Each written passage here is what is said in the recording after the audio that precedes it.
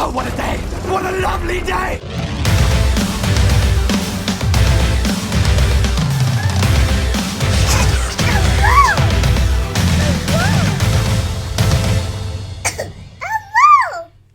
Hello, and welcome to Flat Earth Debate Uncut. I'm your host, Nathan Oakley, and if you're new to this channel, or you've not done so already, be sure to subscribe and hit the bell notification icon to keep up to date with the Flat Earth Debate. If you would like to support this channel, there is a super chat that runs alongside each of these shows while they premiere. There's also a PayPal and crypto link in the info box below the video. Now, we're just setting up for the first live debate, which will be over on Flat Earth Debate channel, link in the info box below this video. But we are joined currently by Anthony Riley, so I'll say a quick hello to you. Oh, am I going to get told off for not calling you Sleeping Warrior straight away? Warrior, correct. So Sleeping Warrior, subscribe all. Subscribe now. Sleeping Warrior. How are you?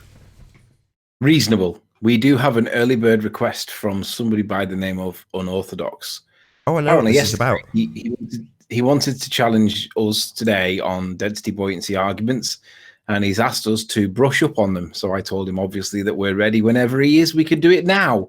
But he insisted on making some kind of presentation tomorrow, and he asked if he could give if he could have the link as soon as I got it, so that he could perhaps join beforehand.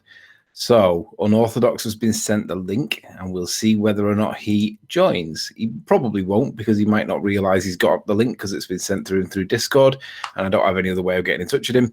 But nonetheless, we may be joined by Unorthodox. I look forward to how he's going to demonstrate gravity. Yeah, he's picked this up in the in the comments and chat rooms. So he's been saying, "Yeah, I hope you guys are ready to eat humble pie," and basically bigged it up in quite an overt way, which is great. You know, I'm all for it if he's done a bit of work. You know, if he feels it. Obviously, we'll have to establish which. Did you say about density buoyancy? Which gravity is he trying to prove? That's the $1 million question, isn't it? Because we could allow him to do the Newtonian gravity, and then we'll just flip out the Einstein paper that snaps the wand in half and redefines down. We did that yesterday, did we? No. So he said he hasn't watched the show, so it may be the case that he isn't aware that he'll go through a whole Cavendish Newtonian demonstration in terms of proving what is essentially relative density, only for us to say, well, unfortunately, that's not the current scientific rhetoric, and the current science, in quotes, not science, is the bending of space-time. So, unfortunately, no. But we'll see. Maybe he doesn't. Maybe he's figured out. Let's not forget that Einstein redefined the definition of down in this context. It wasn't down as in towards the center of mass. He redefined down to be the direction in which time travels slowest. So in that context, I'm looking forward to how he's going to bend a little bit of space-time by making time dilate. Yeah, it's awesome. Did you watch that Jaron video about he was reading out an article from Robertson Jenis? Did you catch that? Yeah, I did. But I watched most of it, but I kind of lost interest right at the very beginning when he was describing Robertson Jenis by his own Wikipedia page as a theoretical scientist or physicist. And I was like, theoretical physicist? That means, we all know what that means, right? You can have any theories you want if you're a theoretical physicist. I've got a theory that Santa exists, and I've got lots of evidence that supports it. But ultimately, if you're not going to provide empiricism to support your assertions, then I'm not likely to accept anything from so when I listened to his video and I was watching it, I realized how nonsense it was, and it kind of spurned me on to have a little bit more having a little look at Einstein nonsense, and it's just ridiculous. Well, while you might want to discredit Robertson Jenis for whatever reasons that you may have, he's not making any empirical assertions. He's pulling apart the rhetoric. So he's essentially the main detail, the main crux of the point is the transform equations that are applied. That's the main point that's being made by Robertson Jenis, read by Jeronism on this video, how Einstein made the Earth turn. And he's got things like, as you're increasing your speed, getting ever closer to the speed of light, you've got your physical mass contracting. In other words, in the equation, the same transform equation that are used or riddled, shall we say, in Einstein's work, you've got this polar opposite. It's the complete opposite formula being applied, and just then a verbal explanation, which we would be familiar with, right? You know, as you get closer to the speed of light, you contract, you get shorter, right? Well, all that nonsense has come from this problem of the Earth not turning. You know, that's why they've got to apply all this mathematical nonsense. And he did, in my opinion, he did an excellent job of highlighting the rhetoric in the same way that we would when we were looking at something like the Cavendish experiment. Now, if someone was to come along and say, well, you guys aren't offering empiricism, it's like, no, we're pulling apart the lack of empiricism from a claimed experiment. And that's pretty much what Robertson-Jennis was doing with Einstein. So, yeah, I see a point. Maybe it's valid. It's not for me to ponder. It's more, is the information valid? So, you know, regardless of whether or not you want to poison the well for Robertson-Jennis, the information that he exposed was sound. One of the most interesting things I've recently discovered by that Scientific American paper that snaps the wand of Newtonian principles in half.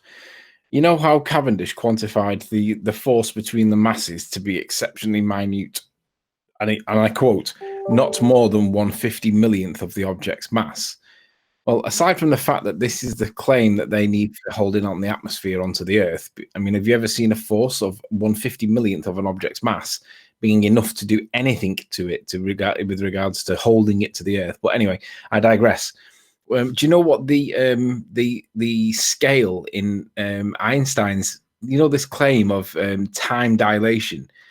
Bear in mind that we're talking the 50 millionths with Newton. Do you know what the scale is for Einstein with regards to the time dilation? What the scale is? Yeah, he went. St. did bring up this stat. It's something like 10 to the. I don't know the number exactly. You'd have to remind me, but it was some astronomical number. Trillions, not 50 millionths. It's trillionths of an object's weight. So the time dilation is, well, I'll have to find it here. Let's see if I can find the bit where I can actually read it. Well, while you're looking at this gets extrapolated out into the time differences in satellites that are actually orbiting, that are not geostationary. So the explanation given is used in, you know, your modern Discovery Channel explanation for the bullshit surrounding satellites and their clock differences that they get. So anyway, that will make sense and tie it to it once you found it. Hopefully, I've bought you enough time to look for it. Yeah. It says, and I quote verbatim, this is what Sean Huffer doesn't do. The morphing of space and time is not just the stuff of exotic physics. It governs the motion of any falling object. Baseballs, wine glasses, expensive smartphones, things that slip out of your hand and accelerate towards the floor because the Earth's mass warps time. Down is defined by the direction in which time passes more slowly. In human terms, the deviations are small, parts in a trillion at most, but enough to account for the rate at which falling objects pick up speed. When you see an apple fall from a tree, you are watching it roll across the contours of time. How romantic is that? What a load of old bollocks. It's nonsense. It's utter nonsense. Well, the thing to round that out with is that while it might sound poetic, and you're right, it does, it is not based in any sort of experimental validity whatsoever. This is nothing more than poetry. And of course, Einstein was criticized for having, or he admitted having, zero experimental research to support his claims. Zero experimental research. It was purely based on, according to Brian Cox, his ideas that kind of span 10 years, really. Brian Cox quotes him as just basing all this on his ideas of 10 years or so. Well, for the last 10 years, I've had ideas as well, so should I come up with my own concepts? If that's the case, man, my unicorn idea is definitely come and gone nicely. Yeah. Got at least 15 years into that, man. So, unicorn's basically proven by that standard. Yeah. Whilst we're waiting for Unorthodox to perhaps not show, I believe that Arwin has overslept today. He's not had a pre-show. So whilst he's overslept, I mean, bear in mind he's at like 3 p.m. He's somehow not got out of bed in time to be able to do his own show at 3 p.m. So shout outs to Arwin.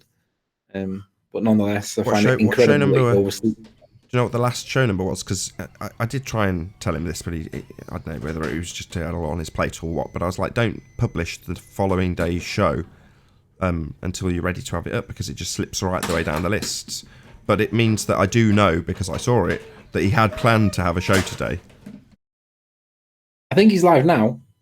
Oh, really? I think so. That's all I'm right. reliably told. Let's have a little look. Let's have a look. See if you're right. I know, I don't see him. No, he's I don't not see live. him either. No, he's not live as far as I can tell. I'm subscribed to him, unless the notification hasn't come out, which was kind of one of the reasons why I was telling him not to schedule the show as he is. But maybe I didn't have that conversation with him. That or he's ignored me, one or the other. But either way. Well, shout outs to Arwin. Go and subscribe. He's got over his 1,000 subs now, so he doesn't need us anymore. Oh, Arwin. No, he's still come on the show. He was on yesterday and the day before and the day before that. I know, I just love his abuse. He gives me much more abuse than what I deserve, but I guess he sees it as warranted. Oh, you're just giving him a ribbing. Yeah. It's all good in the end. Well, let's hope he doesn't start. That said, it doesn't really make much difference because the live shows at the moment get such a limited audience on Flat Earth Debate Channel. It's only got about 200 subscribers. So, if Arwen was live, who cares? Yeah, but now that you've got a non-personal Flat Earth channel, that might be a really good way, or like a really good opportunity to expand the Nathan Oakley brand by depersonalizing it, but also like spreading it out a little bit thinner so that you don't have to do all of the work. I know you're not going to agree with me, but I just thought I'd mention it.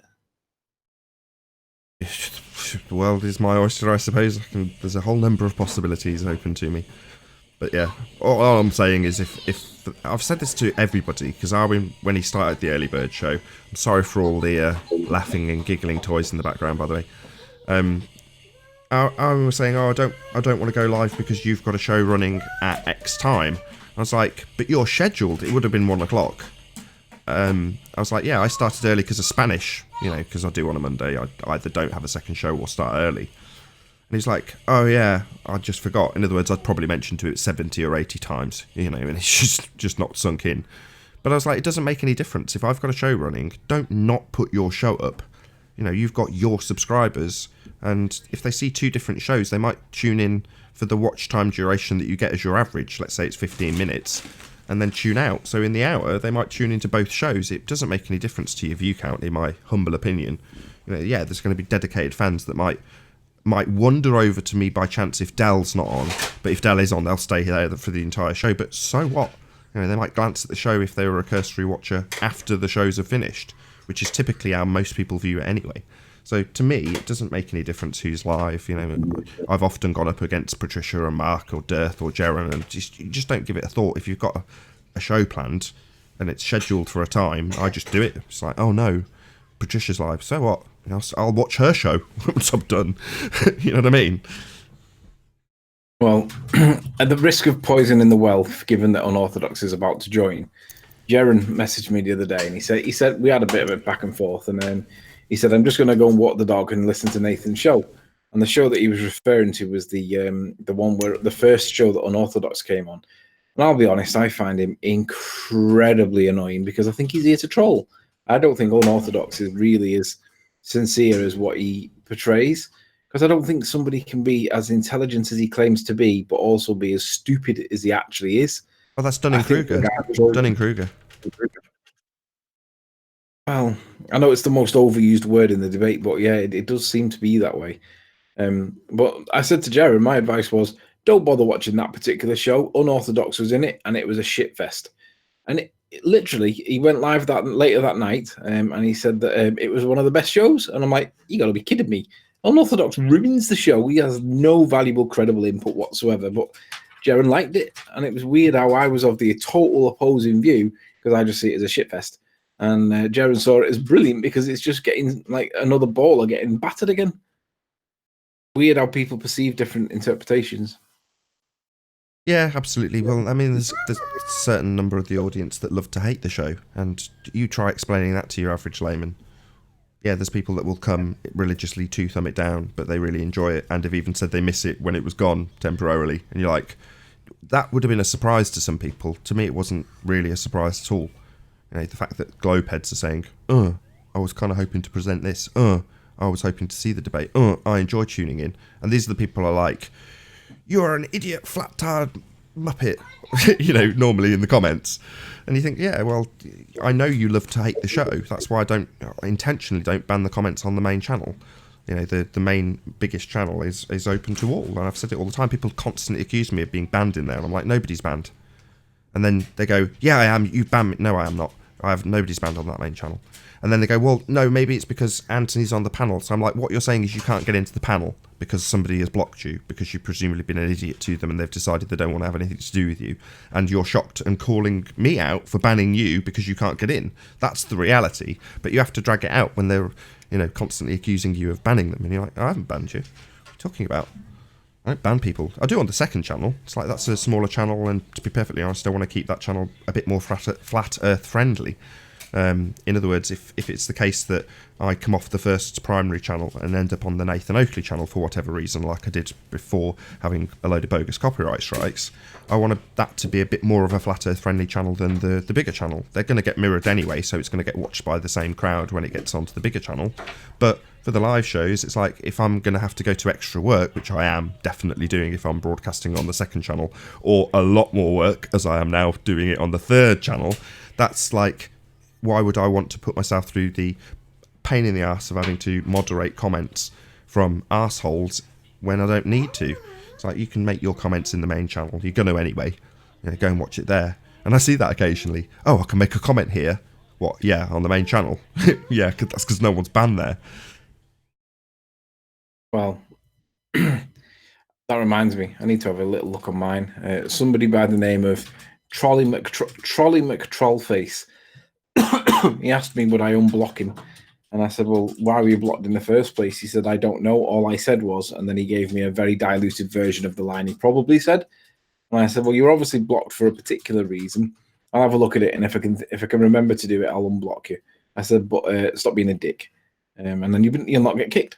Because I think some of them just come in here just to play the martyr. They come in to get blocked, and then they can play the victim card and then make it look like everybody's like demonizing them. And really, it's like, don't be a dick in the first place. Oh, by the way, I know you didn't see most of my show yesterday, but we had that pilot in. I think his name is Bob or something like that. Whatever his name is, I can't remember his name. He presented evidence of curvature in a plane, not left to right on the x-axis, from the perspective of the pilot looking out to the horizon. And he obviously said horizon drop was the explanation. And I said, but I've heard pilots claim that planes don't fly level to the ground, they fly nose up. I said, is that true? And he said, yeah. He said, they do fly nose up. He said, look on my heads up display. He said, you can see that there's like a straight line with like a little V in the middle. He said, that's the angle that the nose is pointing up. And I said, right. I said, and then the white line that's underneath it would be the actual horizon if it was level, right? And he's like, yeah. I said, well, that gap that's between the 2 points there seems to be the same size gap as what it is between the actual horizon that's below the white line. I said, so basically, if you compensate your nose from flying slightly nose up and then put it onto the horizon, your apparent horizon and your actual horizon will then merge into one line and it'll be level or there or thereabouts. I said, maybe not. I said, but it's going to be a lot closer than what you're claiming. I said, your claim is therefore fallacious. And he wouldn't have it. But everybody in chat understood it. They all realized that this guy was trying to pull a fast one. Really, really good picture, actually. So I'm hoping that I catch up with him again later. Cool. I mean, the other thing I'd say from your personal experience, and certainly Ranty's personal experience, the horizon and where it is entirely dependent on how clear the day is. You can push the horizon back significantly. So, for example, Ranty, when he's on the beach and he's got that guy, the runner with the dog, and the family that are at the edge of the limit of his camera, and there's a horizon, but they're standing beyond that horizon, obviously implying that the land itself goes further than that. It's not a fixed, hard, defined point like they want it to be the leading edge of a sphere most of the time. The point is that it can go beyond where you can see, and that's down to the clarity of the day. So when they say, oh, we'll put a theodolite on it, it's like, well, how do you explain these two images where you've got a guy on standing on a position that's above the line that you're going to measure? It's like, clearly he's still standing on ground, but he's above the horizon, literally. Looming, as they would call it.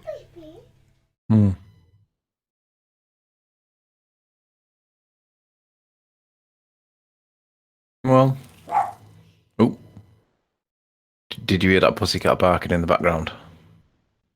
Pussycat? You mean dog? Yeah, I call them pussycats. Everything's a pussycat. If it's like a squirrel running along the fence, it's a pussycat. If it's an actual cat, it's a pussycat. They get called pussycats. It's like instead of, I don't know why, but we've ended up labeling anything that's animal-like that moves is a pussycat because they just know that word is pussycat means something's alive and that can be killed if they can catch it. That's them. Oh, you're feeding back. I'm glad I caught that. Need to turn your speakers down. Hey, Chocolate saying. Yeah, you're badly feeding back. Not Jose. That's me feeding back. Oh, is it Jose? Not Jose. No, it's Chocolate. I did say Chocolate saying, didn't I? No, I thought you said Jose. Oh, I misheard. Apologies. Better than being called Chocolate Asian, though. No, I don't know, actually, given his recent position. I'd rather be called Chocolate Asian. Yeah, I think so. A flat earth Chocolate Asian than a Jose. Yeah, I'm good on that. You're still feeding back, Anthony. All I can hear is Chocolate's voice coming through your speakers. I'll drop it and try to come back in. Sort it out. Done it. I'm on it. Oh, Chocolate's gone. Right, we're starting now.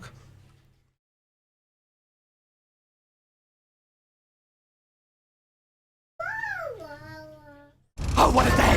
What a lovely day!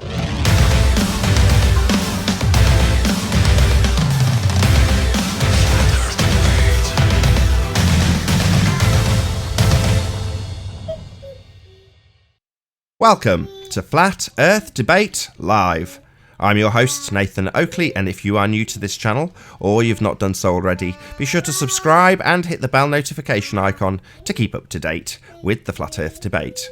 If you would like to support this channel, there is a super chat that runs alongside each of these shows while they premiere, and there's also a PayPal and crypto link in the info box below the video.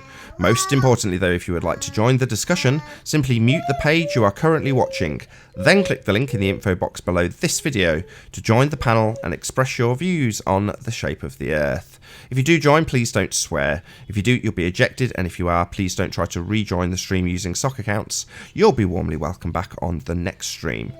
Please also share the show on social media. Sharing the show obviously increases the live audience, but this in turn increases the chances of a more diverse panel. So please share the show. And one last time, if you're new to the channel or you've not done so already, be sure to subscribe and hit the bell notification icon to keep up to date with the Flat Earth Debate. Now we are joined by The Plain Truth, Sleeping Warrior, and Chocolate Saying. Good to have you all. Woohoo! Good morning. Good morning. Hello. Good to have you. Any signs of curvature, gentlemen? Nope. No, caught nothing in your P900, Travis? I thought you were going to say caught nothing in your penis.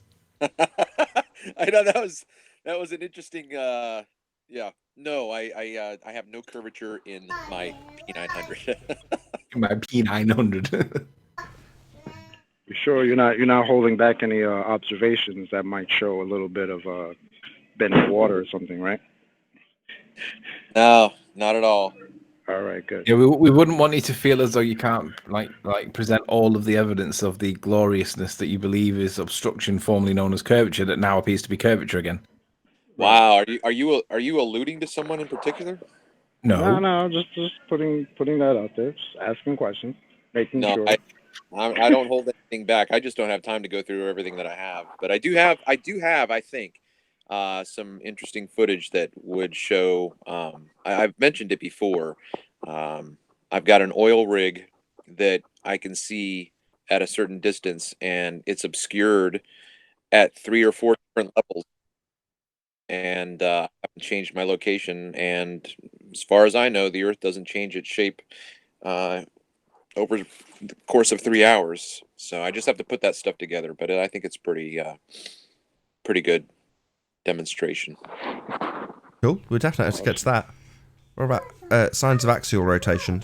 Notwithstanding the fact that obstruction from the bottom up and a change in the atmospheric conditions and potentially the angle of view due to tides, that's not Earth curve. But I am definitely grateful to see something that could be instantly hijacked by a globehead religious zealot as Earth curve, even though it's not. So yeah, I see what you're saying, Travis. But any signs of axial rotation?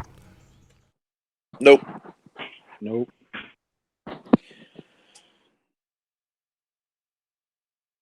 Anthony? I've just been reliably informed that Arwen has gone live, but he appears to be having an absolutely massive meltdown. Yeah, he's breaking down. I had to stop watching it. I couldn't handle it. I mean, I've just flicked on just Are to you see serious? if he calm down, but he's actually full on screaming down the mic, like trembling. And I think, Are you serious? Well, yeah, I don't know why though. we can critique that even though it's live. So just you've got a desk, right? You could play it through the audio. Let's have a quick listen. Really? Yeah. Okay. Okay, so let's work out how to do this. So that. He said he woke up late. Hang on.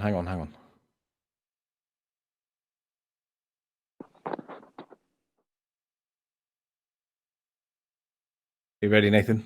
I'm ready when you are.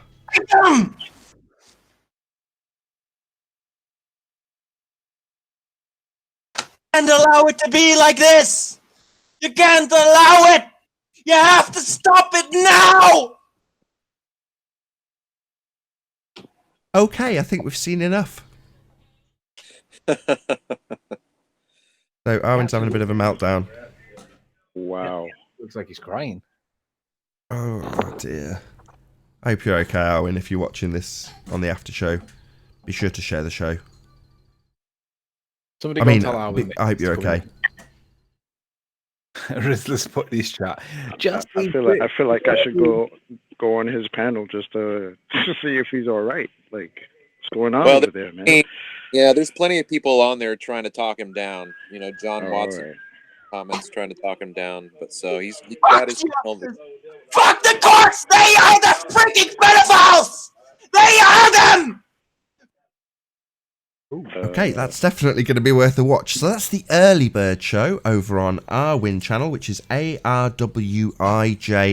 Check him out. Subscribe today. Definitely an eventful channel. Well worth a watch. Any signs that we can have gas pressure without a container? Nope. Before, you need to hear this little bit. I'll just do a little tiny bit. Are you ready?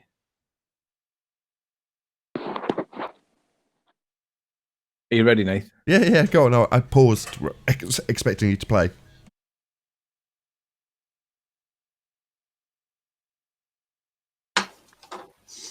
Fuck justice. Fuck the courts. They are the freaking pedophiles.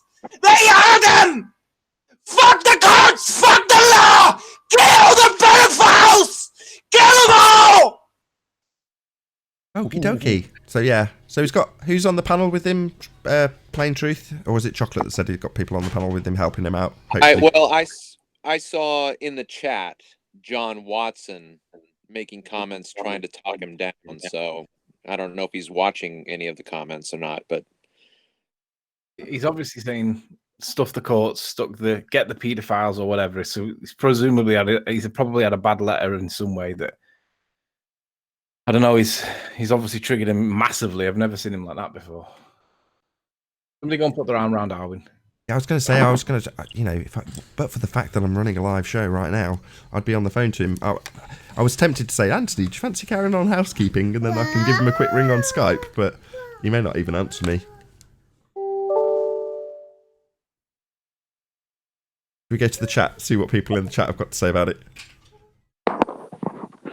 I'm off to Arwen, says Voy, vegan goy. Yeah. Right. Regardless of what Arwen's doing, this drama can wait. So there may be more pertinent Earth-related things that we need to cover before we go on to things like this. Then we can discuss it at length. So I'm going to try and rattle through the rest of the housekeeping. So is there any evidence of the distance to the sun? nope. No. No, sir. Any scientific evidence of gravity?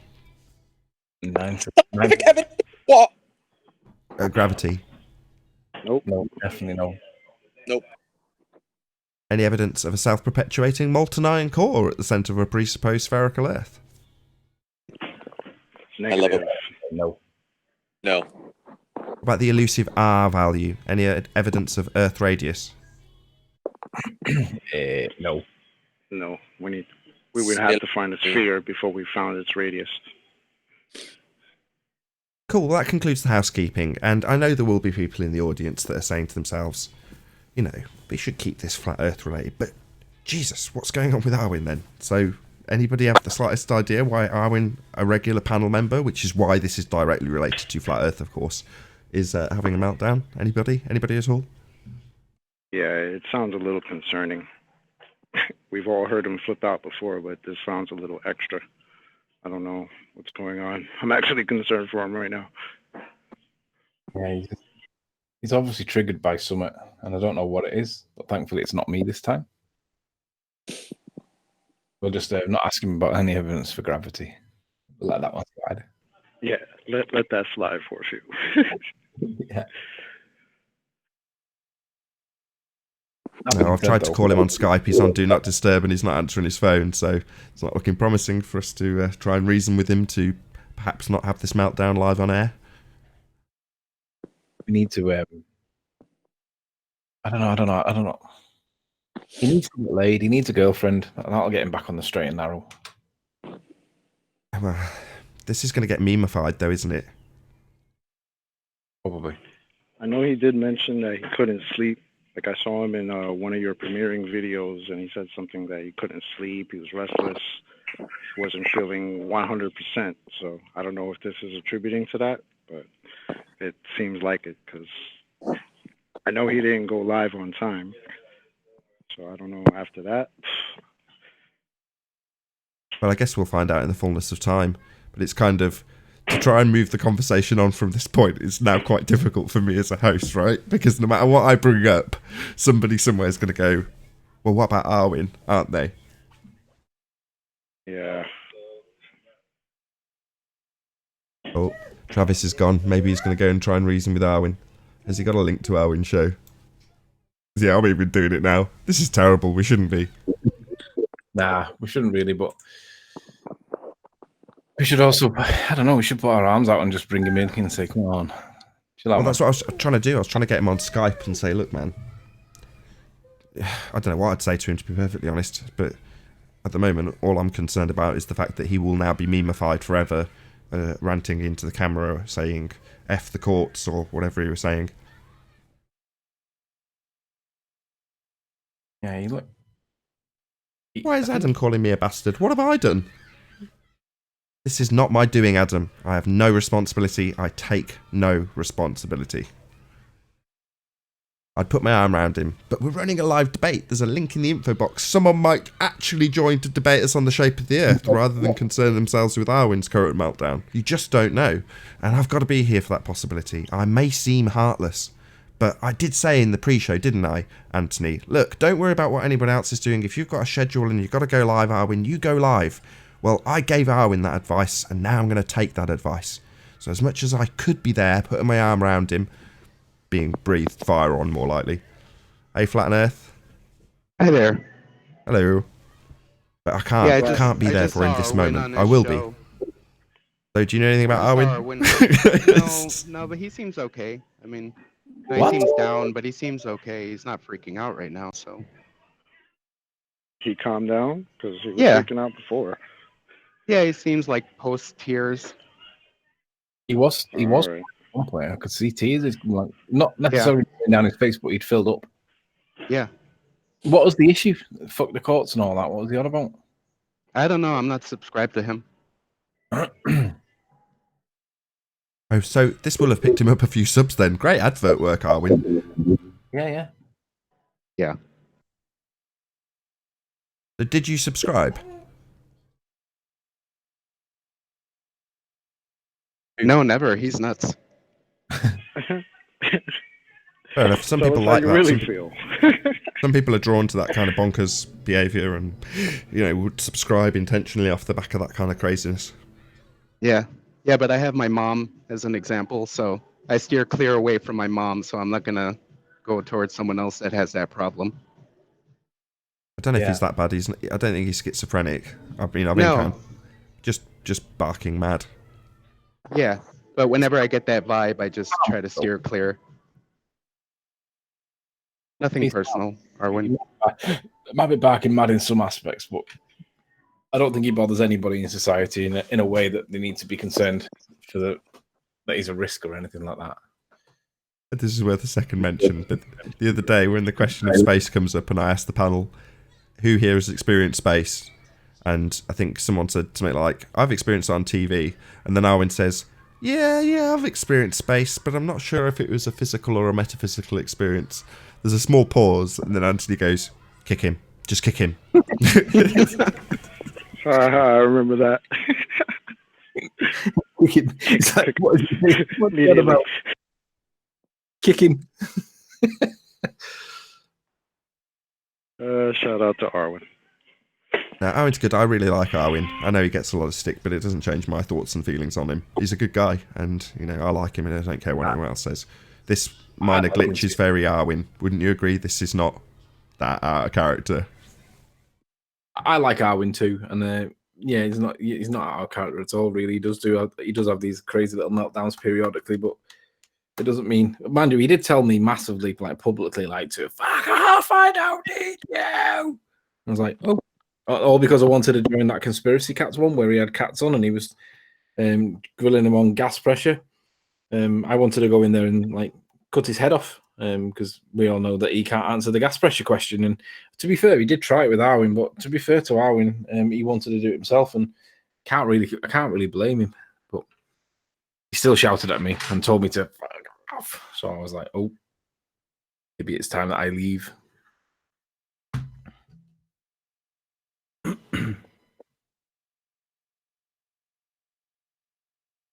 Yeah, like I say, it's not 100% out of character. This isn't that big a shock. So while he will get memeified, he'll probably embrace it willingly. He's basically unshameable. He was making some racist slurs against unorthodox the other day, saying, go and drop your banjo, or whatever he was saying. And I was like, there's no need. And coincidentally, unorthodox had said something slightly risque afterwards that had come through and assumed I was talking to him. And it's like, well, actually, no, I'm talking to Arwen, because there's no need to, start calling you a redneck, basically.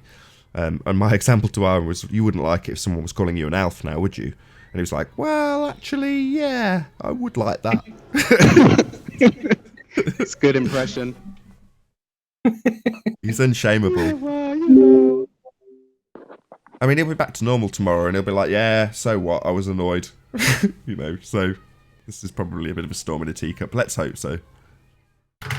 So he's 39, so I wonder if it has to do with him turning 40.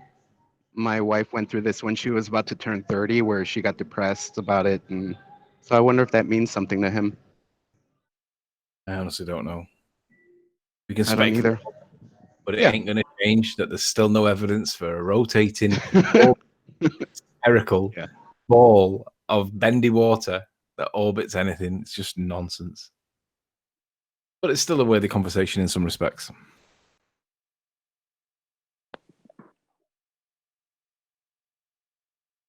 So, where were we? I know. Wait. Go on, Anthony. Well, we're unorthodox, but you know what'll happen? Unorthodox will be watching the early bird show instead, and we've been dropped. Well, that's why I thought there's no point in fighting it. If you're going to be critical of this show for not being very flat earthy, it is still public. Anybody can still join. If there is a globehead that actually wants to have a decent conversation, not about gossip, I would prefer that massively. However, I can't fight against this. This is happening, whether I like it or not. So, yeah, it's going to get talked about. Tough luck. I'm just going to accept this. That's why I've gone quite quiet. I don't care. Discuss it. Arwen's having a meltdown. Oh. How do you reckon he'll join this show? Because I bet he will. I don't know, actually, because he's going to be deliberately late, isn't he? Because he's accidentally started late, but he'll have to be deliberately late for you because He'll not be here for the second show. He'll not be here until the second show. And that's if he comes on at all. Adam saying, can you simulcast it? In other words, can we live stream a show where we, as a live panel, watch Arwin have a meltdown with the audience? No, Adam, no. Just come up with a good flat earthy question. For God's sake, man. Help me out here. Which Well, Adam?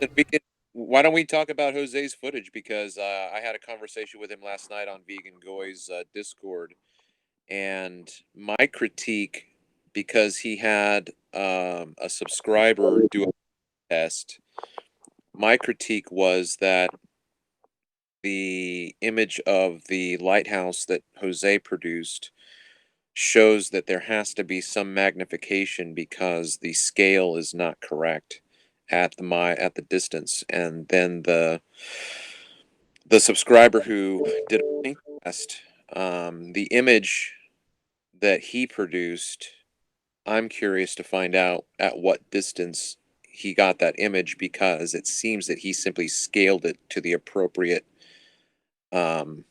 perspective so that it would prove his point. So he's affirming the consequent by saying, look, here's what the lighthouse should look like. But I don't think he gave us enough information in terms of where he got his image from. That is, it has to be the same distance that Jose is observing, and I just don't think it's there. So that could be worth looking at. I sent the link to Tony. Yeah, Tony discussed it with me and made a similar point in terms of the actual distances. So without stealing Anthony's point too much, Anthony was of the opinion that maybe he hasn't actually done the maths on it. I don't know if you want to elaborate on that, Anthony. I would do, but it took me ages to find the height of that. That thing's not actually a lighthouse that he's looking at. It's actually a water tower that looks like a lighthouse that was given a dual purpose at some point later on in its life, quite recently. And now it is considered a lighthouse, but when you search for lighthouses in Texas, it doesn't come up because it's actually a water tower. So it took me ages to find the citation for how tall it is. So I can't actually do it without finding that damn citation again. And I don't know where it is because it was deep rooted elsewhere and I just couldn't find it. But my view is that at 17 and a bit miles, you shouldn't see any of it. All of it should be behind the curve. But we're seeing it. And that's the bit I'm not sure he's actually done. But there was a dispute over how high he was. He reckons he's 24 feet off the surface of the water. Now, or it might be 20. I think he said 22. Could be 24. I can't remember exactly which. But I said there is absolutely no way you're 20 feet. That's as high as almost a house. You are not as high as a house where you are. I said probably about 9 feet max. That's including your tripod. But anyway, I said to him, you need to go back and do it, but do it put the camera on the beach and watch that. You'll still see it. It'll still be there. If you can see it from where you saw it before, go and put your camera on the floor right near the water and you'll still see it. Because basically it doesn't make the observer height doesn't make any difference to this. This is how I know that we're not on a sphere. And if we are on a sphere, it doesn't have the effect of that seesaw with the horizon that they show you on Metabunk Curve Calculator. It doesn't have that seesaw effect. So you can tell by virtue of that you're not on a sphere. But nonetheless, that was my position, but I can't find that citation for how tall it is. So without that, I'm struggling. Sure. So even if we were to allow Jose to make the connection that he couldn't do on yesterday's show, which I got a lot of kudos for, and I don't know why. I was just like, just standard half of the course stuff, right? Somebody comes along and says that obstruction is curve, and you ask them, well, why? Travis, you'll know exactly. You can relate, right? You had the same question. Yeah. I posed it to him again yesterday. I said, I simply want you to show me how you eliminated all of your other options. And basically he said, I just looked at it and just crossed them off in my mind. That's basically what he said.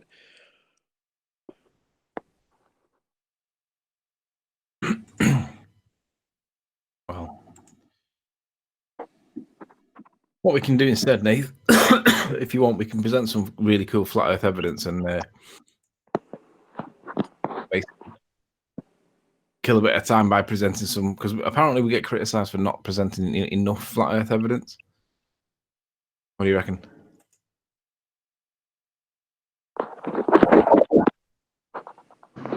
We can talk about Arwin. Oh, we had the segue going. Well, I'd like to say about Erwin, I wish him well. I'm sorry he's going through this. And me specifically, what bothers me about him is that he always acts kind of high and mighty, and like he's fine and like he has all the answers. But I know that he doesn't, and that internally he's feeling like he feels today, except for the part where he's actually expressing it and he's showing it to us. So I'm sorry he's going through this, and I wish him well.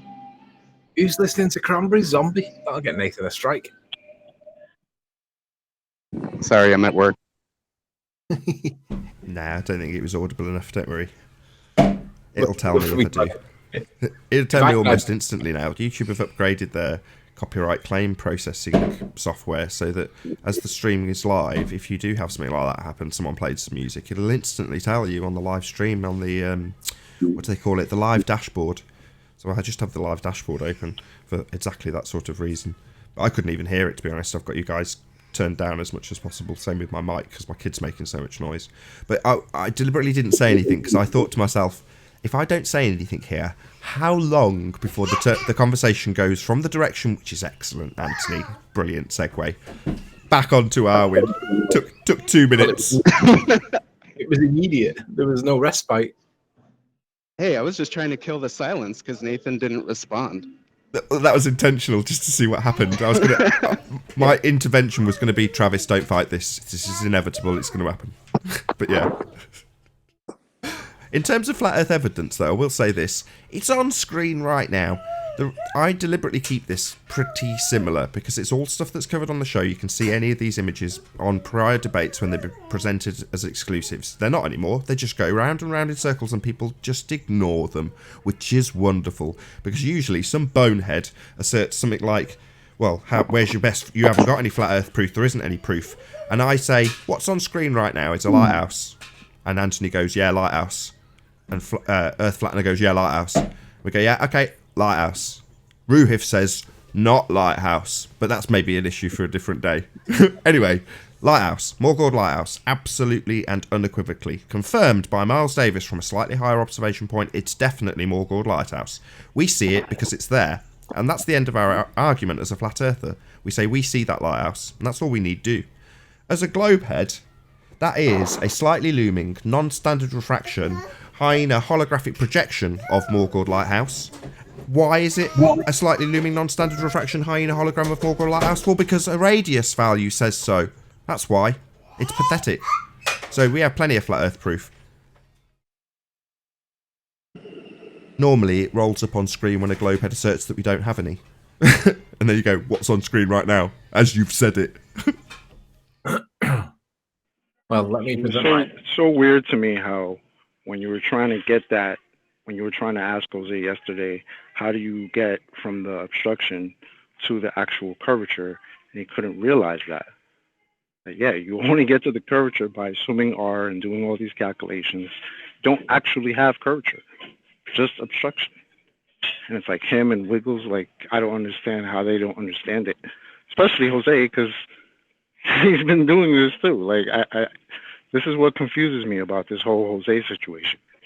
But I think I've got an answer for that. Jose does try and spend an equal amount of time in both sides of the camp. Now, I don't think it's fair to call him flip-flop just for having an association on the other side of the argument. What's wrong with that? But ultimately speaking, he does spend a lot of time on the other side of the argument, more so than most flat earthers, which I actually respect him for. I'm going to shout him out for it, in fact. You know, good for you, Jose. Find out what both sides of the argument are. The problem being that when they discuss it on their side of the fence, the assumption is automatic and in need of no justification. To say, there's Earth curve, in other words, not even label it as obstruction. They just literally say, that is me seeing Earth curve. They're so cognitively challenged that they have told themselves, when they see obstruction from the bottom up, there's Earth curve. And it's probably verbalised as such. So the cognitive break isn't that there's anything wrong with the observation, because he's told, Jose is told, or it's referred to as in the circles he hangs around in, that he's seeing Earth curve. So he's not been told, well, do you not realise that that's not anything curving, that's obstruction that you call Earth curve? How'd you get from one to the next? Well, the long and short of his answer was, I don't have a satisfactory answer for that. So in essence, they already have the answer. It's Earth curves. So what they have to do now is figure out how they get the actual obstruction. Precisely. Yeah, exactly. You're very good at that, Chocolate, by the way. I was talking about you the other day. I forget with who. But you have this very good way of calmly, I say quietly because your mic's a little bit lower than everyone else's tends to be the case. Maybe you're just softly spoken.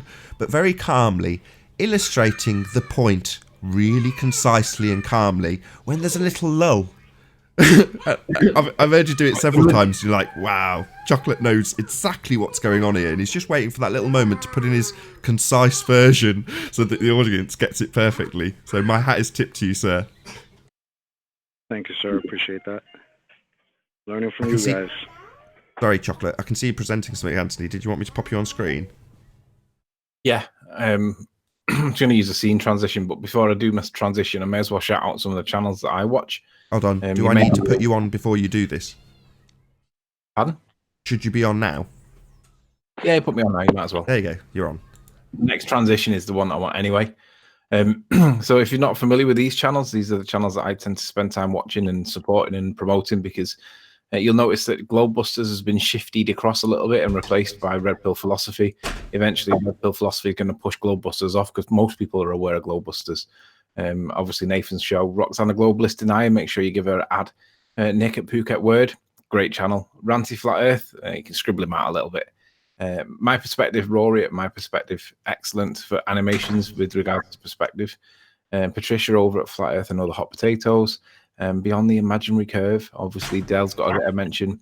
Iron Realm Media, Friday nights 11:30ish on if you're a UK observer. And then we've got the Hoary Sheet Show, who's not done work recently for a while. I need to find out what's going on with him. And obviously, but last but by no means least, we've got Crow 777. Anyway, here is my favorite piece of evidence that proves to me that we're not on a sphere. I took some photography from this hill at St. Bees, and it's just the coast, looking at the Isle of Man. And at the time, I didn't realize how contentious it was going to be. It's all Ranty's fault. He was the one that suggested I should present it as a flat Earth proof because it's interesting. And it turned out to be quite interesting. But all I'm doing here is just showing how I got to where I took the footage from. And the question, keyword question, the question I asked was, what's the land that we're looking at? Because it appears to be floating. And it turned out to be the Isle of Man. However, it can't be seen from here because even at this height, it's supposed to be behind the curvature of the Earth. Now, it was just a clear day. Now, you can see that it's kind of milky in the horizon, but that was a really clear day. But nonetheless, we see what appears to be land, and it appears to be floating. And I'd not seen this before, and I wanted to know what is it I'm looking at here. I don't understand what I'm looking at. It looks to me like you're looking through a porthole in the atmosphere. That was how I remember it. Anyway, I asked the question, what is the land? It turns out that it's the Isle of Man, but none of it should be seen. All of it should be behind the curve of the Earth, even at this elevation. They argued it vehemently, massively for ages. But I asked the question, what was the land? There was a time when we thought it might be actually Ireland in the background because there happens to be some tall mountains in the background in Ireland, but it turns out not to be. But nonetheless, I was challenged by Sly Sparkane, basically to prove that the Earth was flat, go and get the same observation from the beach. So I did. I went and got the same observation from the beach in summer when the weather was like warm, and it wasn't the hottest part of the day. It was in the afternoon when it had all settled down. But as you can see, there's lots of question marks in this. Is it Scotland, perhaps? Because I didn't exactly know what I was looking at. So anyway, Sly said, go and get it from the beach. Then we've got a conversation. So I did. I went to the beach and I recorded the same observation from the beach.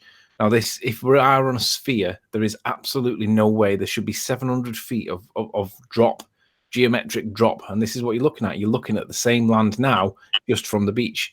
Now, we see the elements of compression in this horizon picture, the same compression that Ranty sees with his boats. And it was so obvious at the time it was squashed to me that I didn't actually recognize it initially. That's why I had to go back to identify the mountains, because I didn't recognize it. And the further I go across, now bear in mind I'm lay on my belly on the beach at this point, literally lay in the moist sand. I can see the same land. Now, if we really are on a sphere, that cannot be seen, right? It's compressed. Don't know why, it just is. But that's what I can see. Now, my view on it is, well, that's 700 feet of missing curve. That to me is my strongest work. And the ballers claim that it's been debunked, but no one's debunked it. Nobody can explain how this is possible without distorting the way that light bends. Now, light doesn't, we don't have bendy light, we don't have bendy water.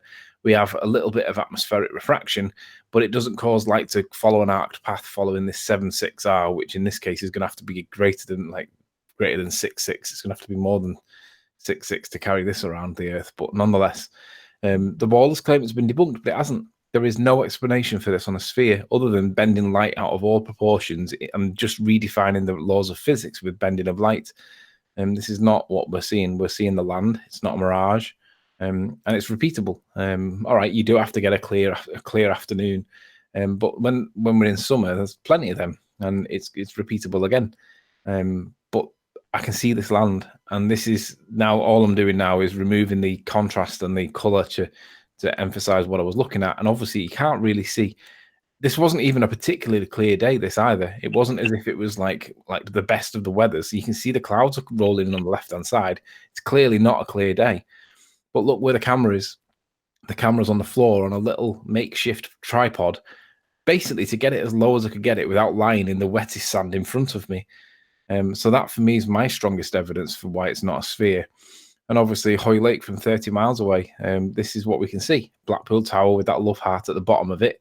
From 29.75 miles away, all you should see is the curve, or the ball at the top, the ballroom thing at the top, the platform or the observation deck or whatever you want to call it, from the RNLI in Hoy Lake. And Mick West just had on screen what it should look like. But when we actually go there from 30 miles away, that's what we actually see.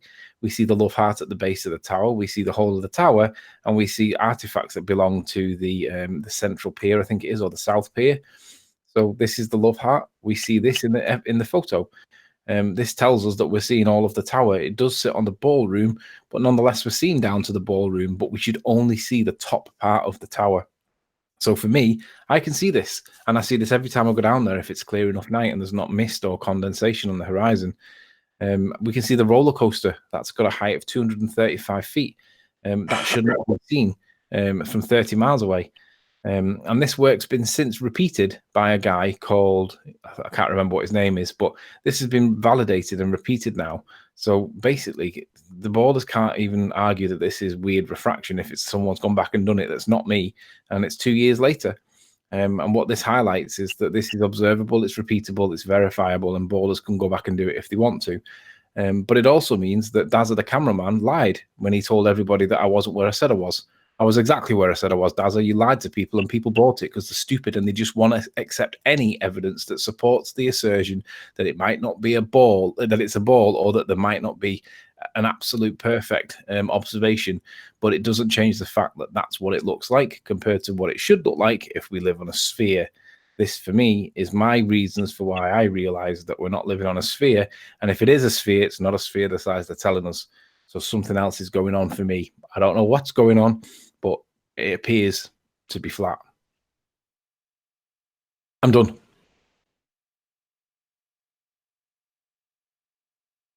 Excellent, Anthony. Thank you for that. Impromptu. I'm getting feedback from you, though. Excellent demonstration, yes. Indeed, there are plenty of reasons to see that the Earth is obviously and observably flat. You just need to go out there and observe it. Yep. I mean, I like Ranty stuff as well. I mean, along the way, we've had arguments about the angle that you're looking at, whatever you're looking at out in the distance, because according to them, obviously, it's falling away from you in all directions, right? Well, the mathematics that they use dictates, i.e. you cannot get around this. It must be so that your camera's pointing down. So to negate that, to get a tangent with the leading edge of the sphere that's causing the obstruction in the first instance, you essentially have to point your camera down. So there's an observation that Ranty made where he literally dug a hole before the edge of the tide. So he puts his camera in a hole, so he's forced to point it upwards at the observation in the distance. So it's right in the bottom of his frame with these ducks bobbing up and down. And you go, well, there is no, they can't even calculate that in their begging the question proof of nothing perspective hijacking curve calculator, because he's pointing the camera up. which is just physically impossible to do, let alone actually capture, I forget what it was, Devonshire Dock Hall, I believe, is the actual observation. Sorry about all the noise here. Let me just respond to Life is Short. He claims, light does bend and arc. It's an increasing optical density layer. Actually, moron, it's not. It's a consistent layer. You're looking through the same layer when you're looking through a ball. It's looking through a flat plane. But if you're looking through a ball and the land is bending away from you because of the curve, then actually you're looking through a decreasing density layer, which would force the light to bend up because the Earth's falling away. So the atmosphere density that's sticking to the ball is getting less dense. That will cause the light to bend up. So that would cut things off more. You wouldn't be bending the light around the curve of the Earth because it would have to be an increase in optical density layer, as you correctly describe. But that's not what we have on a ball, is it? When we're looking at the horizon, if the Earth's falling away from it, from straight, then it means that the straight, relatively speaking, is passing through an ever decreasing density layer, and that would cause the light to bend up. So we're talking at cross purposes, or you are with Life is Short, or whatever the person you were just talking to. So you've got two different types of refraction. There's refraction. Now, refraction's real, it happens, and you can show it, demonstrate it, it's a thing. Then you've got terrestrial refraction. Now, that is a mathematical application of 7/6 of the radius of Earth, or whatever they fudge it to make it work. But ultimately speaking, it's nothing to do with refraction and everything to do with that R value that's assumed in the begging the question on steroids known as terrestrial refraction. So you assume you're on a ball with a radius value. Then you assume that light bends around that ball at 7/6 or whatever you fudge it to of the radius. No, that's a begging the question fallacy, followed up with a begging the question fallacy to back itself. Well, no one's going to tolerate that here, that's for damn sure. Terrestrial refraction, 7/6R, is mathematics. Refraction is something that you can look at and quantify. Well, that's not what they do on the globe. They're not using refraction and the effects thereof. We had Mick over the... Oh, I should give credit where due to Anthony. Anthony had Mick absolutely over a barrel on this. He's got little links that say, click here about my... What does he call it? Standard refraction, a relabeling of 7/6R terrestrial refraction, but nevertheless, standard refraction, i.e. 7/6R. You click on the link and it takes you to all sorts of details about refraction.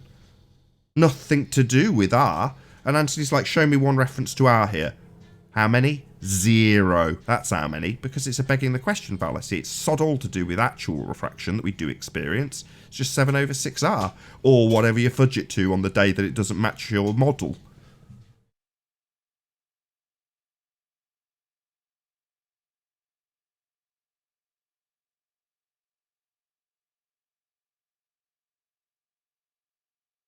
Yeah, go Nathan! Terrestrial refraction's evil. Evil R. Can I just ask a question, and I want everyone on the panel to be honest. There's 4 of you other than me. Who on the panel right now is watching Arwen? Not me. I'm going through my footage. Not me, I'm at work. Yeah, I'm at work too. I can't really do all that. Oh, I stand corrected. Yeah, we're getting paid to do this.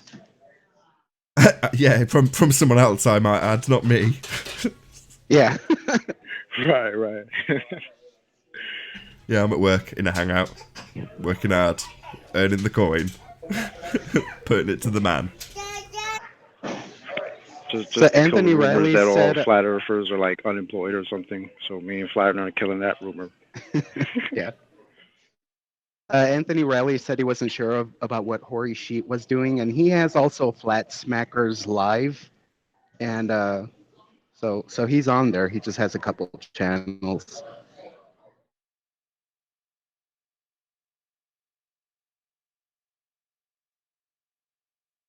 You there, Anthony? Anthony, the one that didn't reply, probably is the one person watching Arwen. Yeah. Getting constant rolling updates. So if you're watching this on Nathan Oakley 1980 and you've watched the pre-show, etc., we had no idea what was going on, and now we're getting constant updates from people like Vegan Guy, because apparently we've got are we with 140 people watching him have a meltdown right now? That's probably his best audience Hey, ever. Goy. Hey, Goy, come on. Let us know what's going on.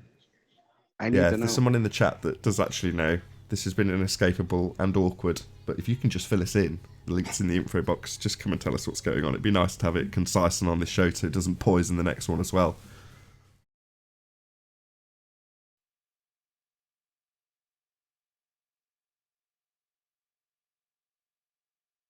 I got Vegan Goy saying, I've never had that many views. Just have a massive meltdown, Vegan Goy, and you'll be sorted, mate.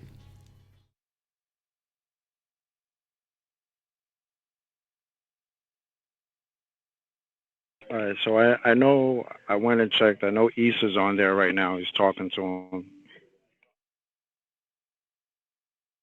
Well, I'm sure he's a good counsellor. Yeah, he's trying to calm him down, I think, from what I heard for a few seconds. Yeah, that's probably what it needs. Because Issa's also not afraid to say, get a grip. Yeah, I think that's exactly what he's on right now. He's telling him that. Issa's a good guy. Shout out to Issa. I want to know what. I want to know why it is that if ball earthers say things to us like, go and prove sunsets. Well, the cause of a sunset, according to their model, is that the Earth turns. Well, why is there no evidence that proves that the Earth moves an iota? The best you guys can come up with is a misrepresentation of Bob Nodell from Globebusters.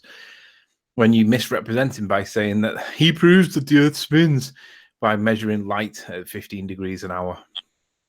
Well, we see lights that rotate at 15 degrees an hour, guys. You guys are misinterpreting and misrepresenting Bob, and you're misinterpreting what his claim is actually doing. We know that the stars are rotating at 15 degrees an hour. That's what the fiber optic gyro is showing. But why can't anybody else measure it? And in addition to that, why can't planes be demonstrated to be upside down relative to where they were when they took off, when they land in Australia, if they took off in London? Obviously, flying around a ball, it's got to be upside down, relatively speaking, to where it was when it started. Why can't you show that?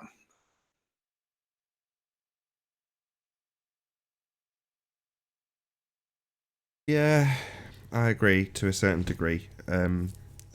The problem is more inherent to the fact that these gyroscopes aren't providing scientific validity to anything on either side of the argument. So they're open to interpretation, and you can spin the results either way, depending on what you do with the results. It's not... How can you... I don't agree with that. You think it's if the Earth's scientifically rotating valid? at 15 degrees, you should see it on a window ledge. What's the phenomena that you're observing?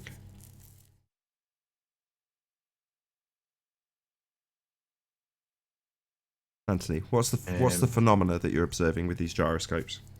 I'm thinking. Sunrises and sunsets. So you think that you are going to establish scientifically the cause of sunrises and sunsets with the gyroscope, do you? I hypothesize that it is the Earth that's rotating that causes it. But that's not your claim, so I'm not asking you to play devil's advocate. I'm saying this applies to both sides of this argument. You and Johnny Globehead cannot give me scientific validity for any claim based on what a gyroscope does. You will never achieve that, Anthony. And I discussed this with John the other day, and I don't know where he got the snip from. Somebody in Discord had sent him a snip. I'd never heard this, but Bob Nodell saying something along the lines of, it's bad news for the flat Earth because we found a 15-degree blah blah blah in our fibre optic gyro. And he's apparently saying this when he's mic'd up or something with the... Yeah, but there was a second sentence, though. But that's not my point. Let me just make my point first. Fair enough, if it's valid, just make it after. But I'm just going to say this. Either side of this argument can use gyroscopes in the same way as globeheads use the Cavendish experiment or the Foucault pendulum to assert what they assert. Well, gyroscopes, unfortunately for both sides of the argument, does fit into this camp. It's not science. Now, whether or not Bob is appreciative of this or not, I don't care, unfortunately. If it comes to the time that I have to chop Bob's head off with this, so be it. You know, it's not that I don't want to have allegiance with flat earthers over their misuse of language, but the implication is the same on both sides. If you're going to imply that using a fiber optic gyro provides scientific validity to your assertion, then you are wrong. It does not. And us, or me and John and several others, including yourself, Anthony, are trying to fight the fact that when people say science says, or use the word science to mean an assertion made by men in white coats, that is what Bob is effectively doing. I hate to say it. I don't want to piss Bob off. That's not my objective. It was the same with Dr. John. I don't want to piss these people off. I wish I wasn't in the position that I am. But if I'm going to say to people, we've had our cognition hijacked, and what we think is science is actually pseudoscience. So, Jaren, me, everybody's guilty of this. I'll pick on someone else. Jaren, as I've mentioned him. So Jaren will say, with an inflection that's upward in his voice, so I know what he means when he says this. Well, science says that we have X, Y, and Z. Now, I know that he's, by his exasperated nature in saying it, means that this isn't really science. That's what he's saying. But in reality, he should label it correctly as pseudoscience. And if I was to, at least at this stage, say that to someone like Jaren, he'd probably accuse me of being pedantic. And I'd have to labour the point for a week like I did with Dr. John. I'm not being pedantic. That's the nature of the trick in our education system. We're told science is empirical. It proves the cause of your effects that you have observed in the natural world. But then, immediately afterwards, we're told about molten iron cores in physics class. And you go, right, that's not scientifically valid, but we've just been told, in a little clever trick, that this is science. The class is called science. We're looking at science, right? Empirical. No, it's not. But that, by definition, is pseudoscience, but we're all programmed to call it science. So when people like Jaren, again, I'm not attacking Jaren in any way by saying these things, when he says, well, science is wrong, it's like, well, no, science is just a method. Science can't be making assertions and be wrong about them, it's just a method. But what people have been told is quote-unquote science, they're wrong. Well, they're practitioners of pseudoscience. The people who have hijacked that method, that empirical method, and claimed that it's science when presenting maybe a gyroscope or a Foucault pendulum. You know what I mean? So Bob's as guilty as anybody. This is definitely not an attack on Bob if he's watching this. Much love to you, Bob. Great guy, great guy. My point is just the same. If you're going to have us chop the heads off globe heads for asserting that Cavendish is some sort of scientific validity to something, it's going to come to a head eventually with gyroscopes. And John Savage did the same. He presented to me a phone call that he had while he rationalised this out with me, because he's been referring to gyroscopes as experiments, and he was, he's of a scientific, he's educated. And he had to relinquish a certain part of his cognition and was annoyed about it. Not at me, but as he came to terms with the having to rephrase his cognition and his verbiage when he's talking specifically about gyroscopes, and for every time he's called it experiment, he's been wrong, and he had to sort of accept that. And if you shoot the messenger, me, because of this, then fine, I don't care. I'll deal with enough globehead trolls that the odd flat earther saying, wow, how dare you tell me it's just pedantic to say you can't call it an experiment, it's just a turn of phrase. It's like, well, that turn of phrase is critical, because when we're told that Neil deGrasse Tyson's right because science is right whether you like it or not, well, science, the method, can yield empirical results. But when Neil deGrasse Tyson says it, he's talking about astrophysics, pseudoscience. So, that's the end of my rant. I feel the exact same way about thermodynamics and quantum eraser. I feel the same exact way. Everything you said. Yeah, well, I was waiting. The problem with that particular. Go on. The problem with that particular line of inquiry is that there's a Nobel Prize winner that established things like particles, light. Okay. Lights were particles. So even if you disagree with John, you've got to disagree with a Nobel Prize winner. I don't care what they've won. Just like Nathan said, it's just a bunch of lab coats and they make the decisions. And to me, it's just a bunch of parlor tricks. And we've been fooled into believing that they're sound. In terms of the second law of thermodynamics, I've got to disagree with you. There is no demonstration of anything contravening that law. Yeah, except for water. I mean, I'll say it again and again. I mean, it may be wrong. It may go into quantum physics, but to me, it just makes sense that water contradicts this because it goes into a cloud, into the gas, and that is energy going from high to low and then to high again when it becomes water again. Hang on. You know, Let's but just in run- okay, so in thermodynamics, there are laws, right? And so you have to stand under these laws. And the way they do it with thermodynamics is that the universe, when you're doing an experiment, like for example, if you have a kettle and then you boil it, steam comes out. And so you've done the experiment in a house. That house is the universe, right? And so that's why the thermodynamics are laws, because they can determine what the universe means. To the normal person, the just universe would seem like it's the entire universe, all planets, all everything. But it only applies to whatever the person doing the experiment, what they determine the universe is. So when you so see it in this way, it makes sense. But then that's how people apply it to everything else. That's why they say it applies to everything. It applies to stars because stars are burning, and so they're going to achieve a higher state of entropy. But we don't actually know that. could you just clarify what you mean when you say that water defies the second law of thermodynamics? Well, water becomes a gas, right? So it goes into a higher state of entropy, thus uh, a lower energy because it's a cloud, but then it'll come back down as water. So I think everything is in a state of equilibrium, it seems, and water is it's regulating everything. So when water goes up into a cloud, and now I'm just talking trash because nobody knows, and that's the point. So when you say the law of thermodynamics, it doesn't make it a law. It's just because people have kind of did a parlor trick to make us think that it is a law and that it is sound as a law and that it applies to everything. But that's because from the beginning, when they started to try to prove the thermodynamics, they were trying to prove God. The person that started it, he said that he believes that everything is a machine and it is alive, thus controlled by somebody. And so I think they continued this narrative trying to fill the puzzle like science does to achieve what they wanted to achieve. So back to the question: water Yeah. defies entropy because it becomes vapor whilst it evaporates. Yeah, thus lower energy. Yeah, as a cloud, right? But it's part of a it, cycle. yeah, yeah, a cycle where it comes back down from its higher entropic state as water.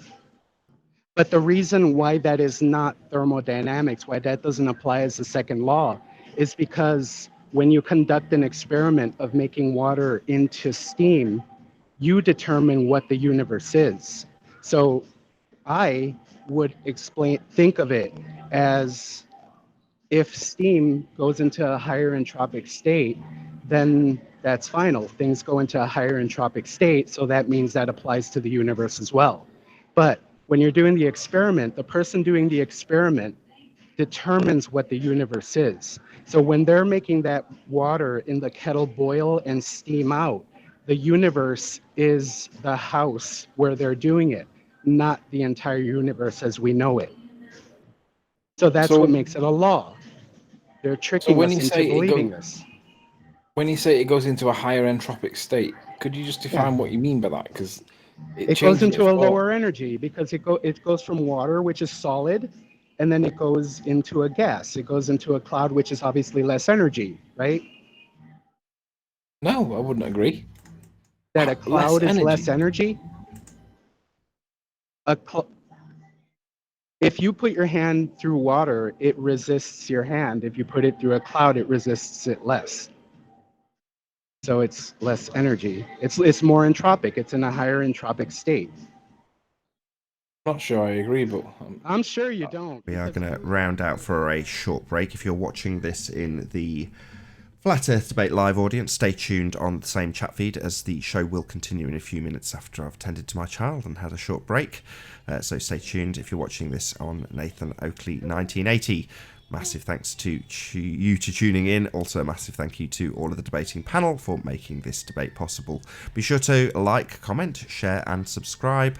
I've been Nathan Oakley, and I'll see you all in the next video. Oh, what a day! What a lovely day!